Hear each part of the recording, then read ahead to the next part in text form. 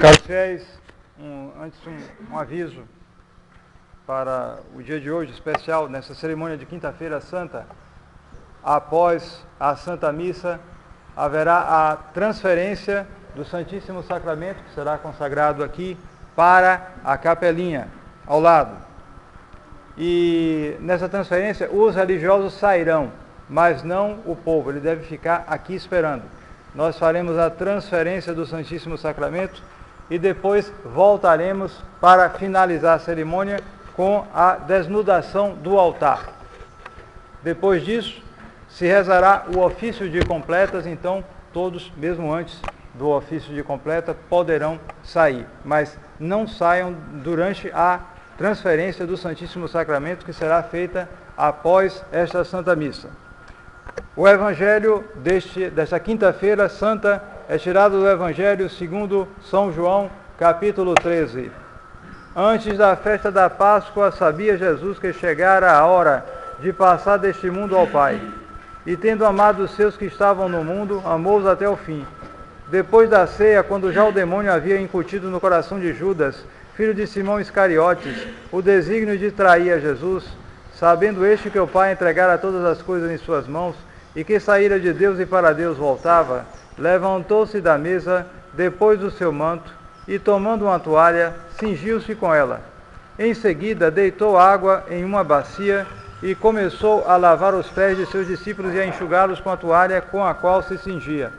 Chegou então a Simão Pedro, e disse-lhe Pedro: Senhor, vós quereis lavar meus pés? Respondeu-lhe Jesus: O que eu faço tu não entendes agora, mais tarde, porém, o compreenderás. Disse-lhe Pedro: Nunca me lavareis os pés. Respondeu-lhe Jesus: Se eu não te lavar os pés, não terás parte comigo. Então disse-lhe Simão Pedro: Senhor, não somente os pés, mas também as mãos e a cabeça. Disse-lhe Jesus: Quem foi lavado necessita apenas de lavar os pés, porque está todo limpo. E vós estáis limpos, mas não todos, porque bem sabia ele quem o havia de trair. Por isso disse: Não estáis todos limpos. Depois de ter lavado os pés, tomou de novo o seu manto, e sentando-se outra vez à mesa, disse-lhes: Compreendeis o que vos fiz? Vós me chamais de mestre e Senhor, e dizeis bem, porque realmente o sou. Se eu, pois, sendo vosso Senhor e mestre, vos lavei os pés, também vós deveis lavar os pés uns aos outros. Dei-vos o exemplo, para que assim como eu vos fiz, vós também o façais também. Podem sentar-se. Em nome do Pai, do Filho e do Espírito Santo. Amém.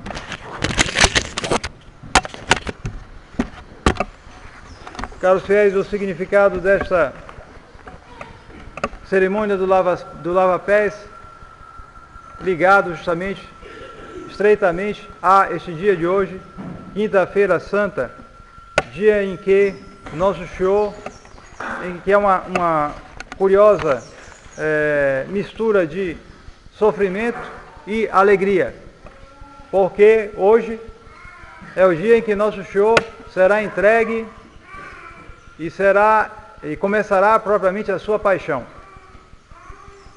os seus sofrimentos indizíveis para nos salvar. Portanto, um dia de grande luto, mas também um dia de alegria, e por isso o padre celebra a missa de branco, com o Gloria in Excelsis, um canto de alegria, com os sinos tocando, mas depois que eles tocaram e terminaram de tocar, eles não vão tocar mais até o sábado, na cerimônia do crepúsculo, de noite.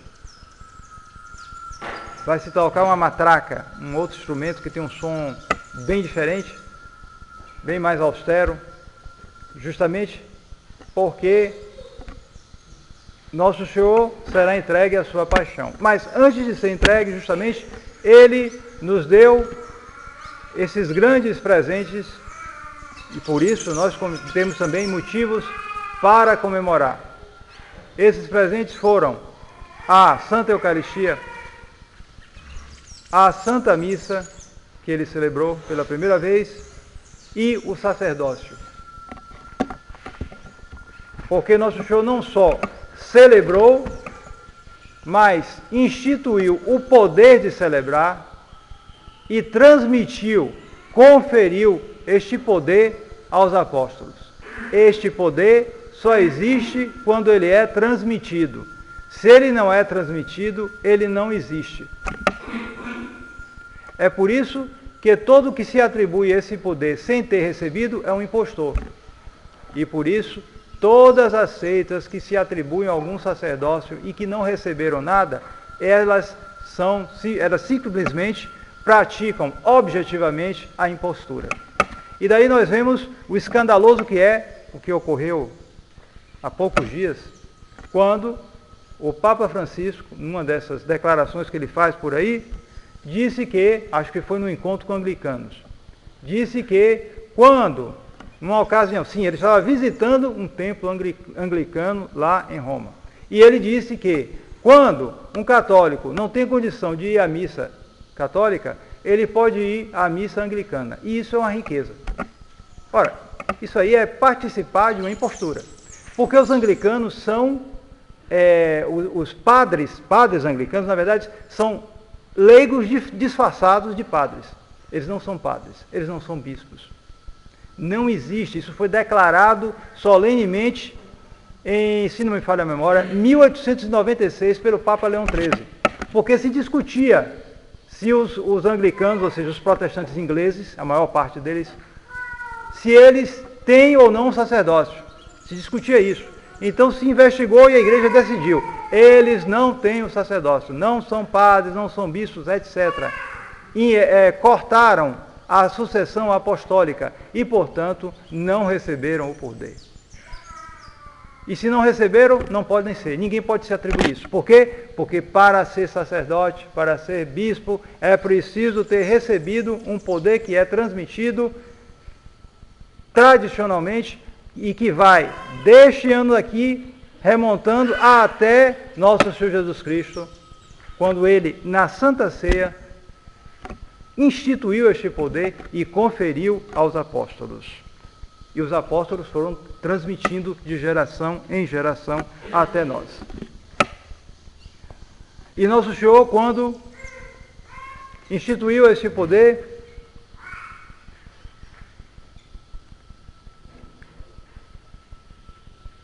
ele disse que quando fizeste isso, ou seja, a Sagrada Eucaristia, a Santa Missa, eles anunciavam a morte do Senhor. Com isso, nosso Senhor ligava intimamente os sacrifícios.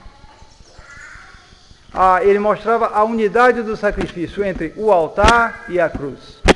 Isto é muito importante porque isto é objeto de ataque por parte do protestantismo e porque a reforma litúrgica, que começou pouco depois do Concílio Vaticano II e que avançou a largos passos, sobretudo a partir de 1970, com a criação do novo ordo, a nova missa,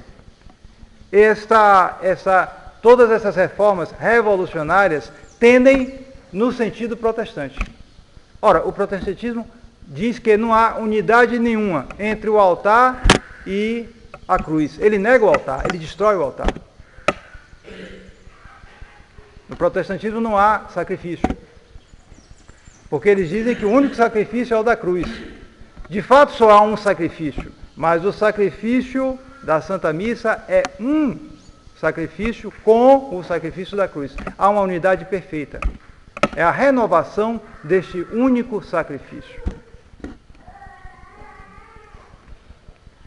E pelo altar, justamente, participando do sacrifício da missa, nós participamos pelo altar dos efeitos do sacrifício da cruz. Na cruz, nosso Senhor obteve a remissão dos nossos pecados. Mas a cruz é como um remédio. Ela é o remédio dos nossos pecados. Mas um remédio, para ter eficácia, é preciso que ele seja aplicado. Se descobre a penicilina e sabe que a penicilina cura doenças infecciosas, muito bem. Mas se a penicilina fica na mesa e não é aplicada ao paciente, o paciente morre. O remédio está lá, mas não é aplicado. É a mesma coisa. O remédio é a cruz de Nosso Senhor, o sacrifício da cruz. A aplicação é a Santa Missa. Na Santa Missa se aplica este remédio. E daí a necessidade da Santa Missa. para a nossa salvação, para que esta salvação obtida por nosso Senhor seja aplicado a cada um de nós. Senão, não servirá para nós. E, portanto, mesmo com o sacrifício de nosso Senhor, ele será inútil para nós, porque nós nos condenaremos.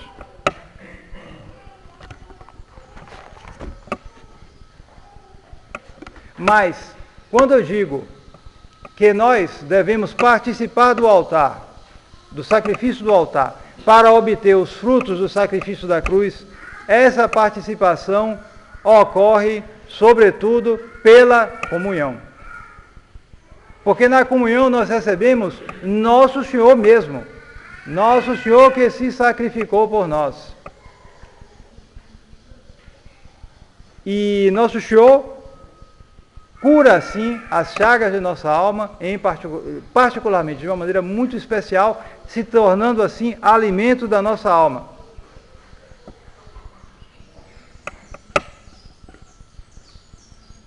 Ocorre na comunhão algo muito especial, milagroso, e que Santo Agostinho, um dos maiores doutores da história da igreja, descreve de uma maneira muito precisa.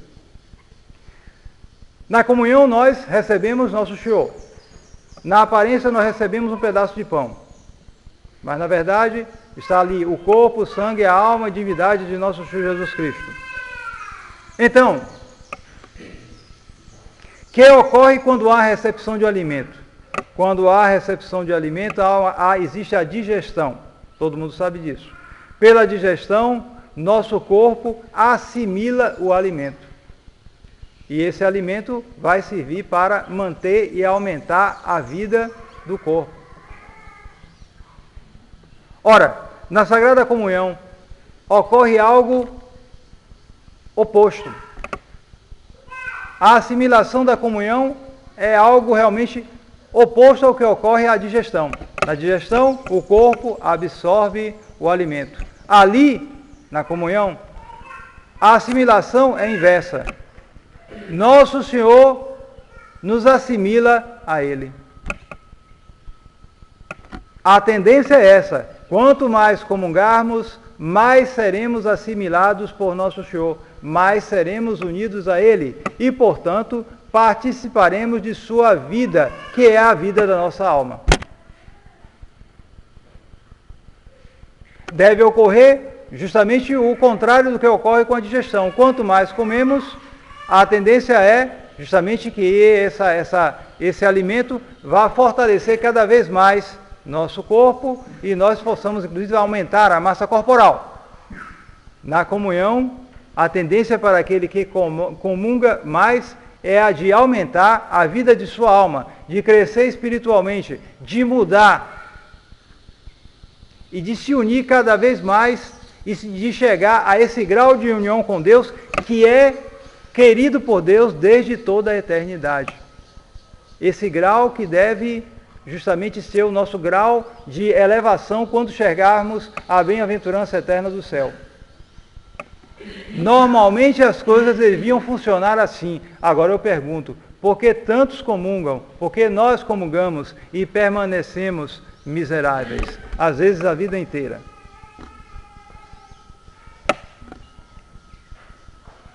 Justamente porque a comunhão exige pureza de alma. Exige uma disposição para receber nosso Senhor. E o que mais mancha a alma é justamente o orgulho. É quando a pessoa se põe no centro e de uma maneira mais ou menos inconsciente se põe contra nosso Senhor Jesus Cristo. A Sagrada Escritura, acho que todos conhecem, diz que Deus resiste aos soberbos. Então ocorre isso. Quando a pessoa se põe no centro, quando a pessoa quer a sua vida, quando a pessoa procura a si própria, quando a pessoa só quer a sua felicidade, só pensa nela, não tem outro pensamento senão a sua satisfação, as suas vantagens, o seu dinheiro, as suas comodidades, os seus prazeres, etc, etc. Então o que acontece? Ela se põe no centro e faz como que uma barreira diante de nosso Senhor Jesus Cristo. e Nosso Senhor resiste a isso. Mesmo que ela esteja em estado de graça, acontecerá o quê? Nosso Senhor, quando chamá-la para assimilar a ela na comunhão, ela não conseguirá. E Nosso Senhor também a repelirá. Então ela ficará sempre nessa situação. Em estado de graça, sim, penso eu, porém sem crescer. E eu digo isso das pessoas que estão em estado de graça. Porque muitas vezes essas pessoas caem em pecados mortais, porque o orgulho leva a isso, a pessoa só pensa em si própria, então não pensa em Deus. Não pensando em Deus, não pensa nos seus mandamentos. E acaba desobedecendo esses mandamentos e caindo em pecado. E é por isso, e é aí que entra a cerimônia do lava-pés. Essa cerimônia que, não é necessária na liturgia, é uma cerimônia que foi sendo acrescentada com o tempo, com o costume, justamente nessa preocupação que tinham os católicos de imitar os gestos de Nosso Senhor Jesus Cristo. Ora, esses gestos têm que ser bem compreendidos, porque hoje, lavar os pés, ninguém lava os pés dos outros. Por que isso? Porque, naquele tempo, as pessoas andavam muitas vezes descalças ou de sandália, principalmente naquela região que era mais quente, era uma região de muita areia, poeira. Então, ocorria que era um gesto de cortesia da parte daquele que recebia, de lavar os pés, porque as pessoas estavam sempre com os pés sujos em geral.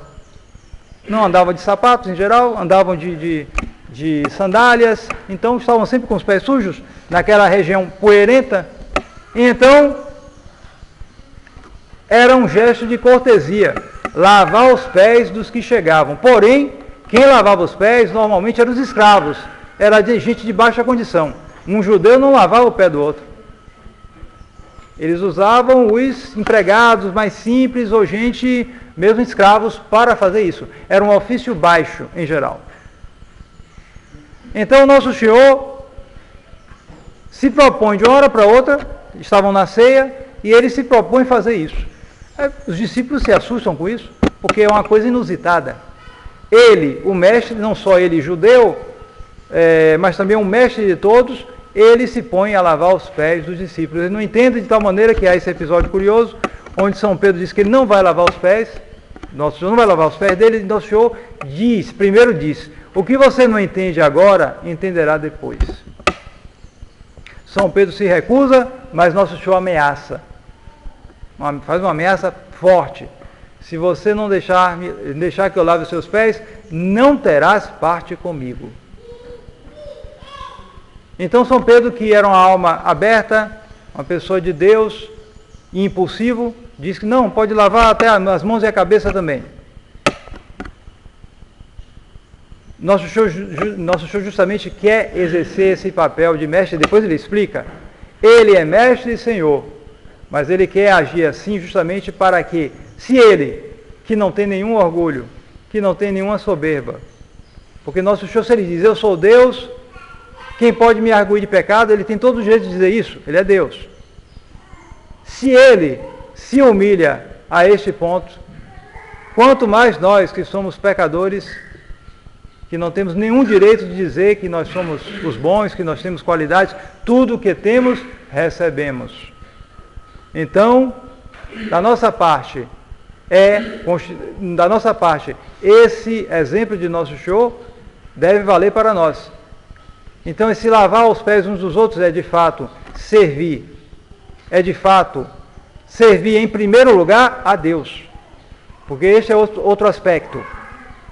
Nós vivemos num tempo de serviços. Se diz que o setor que mais cresce, que mais pessoas emprega, é o setor de serviços. Só que são serviços pagos, não são serviços de caridade. Mas são serviços. De qualquer modo, há muita propaganda para se ajudar uns aos outros. E isso funciona, isso faz algum bem, não se vai negar. Porém, é preciso olhar mais profundamente essas coisas. Se faz um bem, é verdade, mas em nome de quem se faz esse bem? Em geral, se diz que se faz isso para se ajudar a humanidade, para que a humanidade cresça, para que a humanidade progrida, para que a dignidade do homem seja exaltada e coisas parecidas. Isso aí, diante de Deus, não tem valor nenhum. Isso pode até melhorar as condições de alguém, mas normalmente isso não serve para grande coisa, porque no fundo é uma coisa desviada. Os homens querem se exaltar coletivamente a si próprios. Então, para que haja essa exaltação, é preciso que haja um padrão de vida elevado.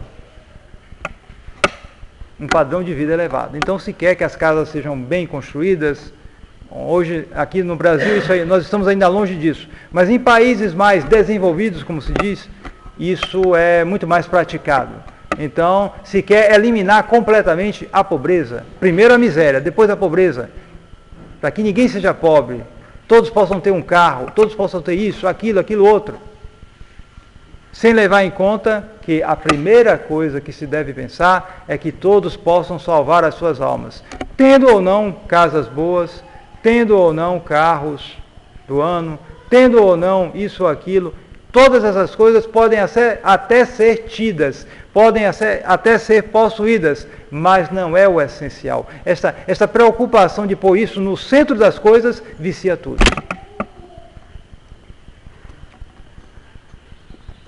E por isso eles acabam se pondo contra Nosso Senhor, socialmente contra Deus.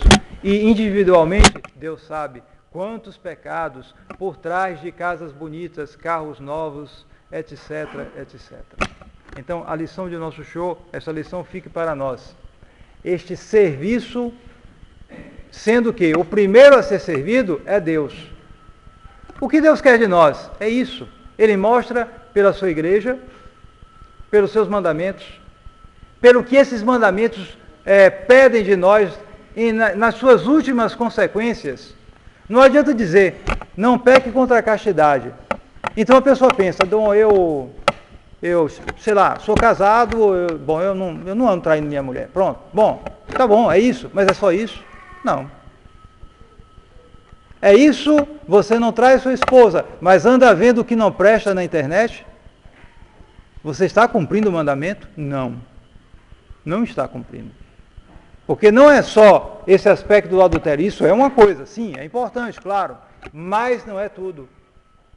Se você vai ver coisas que não prestam no celular, você está ajudando toda uma indústria de perdição, toda uma indústria dos infernos. Você está ajudando porque você está dando audiência. E assim por diante, vendo novelas, vendo isso, vendo aquilo. Então, tudo isso é uma falta de serviço a Deus. Corrija isso primeiro e você verá, facilmente você vai ajudar os outros. E vai ajudar da maneira mais conveniente possível, porque, é certo, sempre é bom ajudar os outros. Dar de comer a quem tem fome, dar de beber a quem tem sede, tudo isso são coisas muito boas. Mas a primeira coisa na qual nós podemos servir ao próximo é ajudar a salvação desse próximo. Hoje, muita gente muito pobre por aí tem de comer, tem disso, tem daquilo, mas ele está no caminho do inferno, ele não sabe nada da religião verdadeira. Ele entra em todos os erros possíveis e inimagináveis. Ele se perverte, ele perde sua alma, ele entra na droga. E, para isso, não há quem ajude. Mas para ajudar justamente é preciso que a pessoa perceba, ninguém pode dar o que não tem. É preciso que ela perceba na vida dela mesmo o que Nosso Senhor quer dela nas suas últimas consequências. E aí sim ela poderá ajudar mais eficazmente aos outros. Então, que fique essa mensagem para nós. Nosso Senhor, quando nos serviu aos apóstolos, queria que nós servíssemos a Ele de todo o coração. Deus é sempre o primeiro servido. Tenhamos isso bem em nossa mente. Se servirmos a Deus com toda a honestidade, nosso serviço ao próximo fluirá naturalmente e será muito mais eficaz, muito mais honesto, muito mais autêntico. Em nome do Pai, e do Filho, e do Espírito Santo. Amém.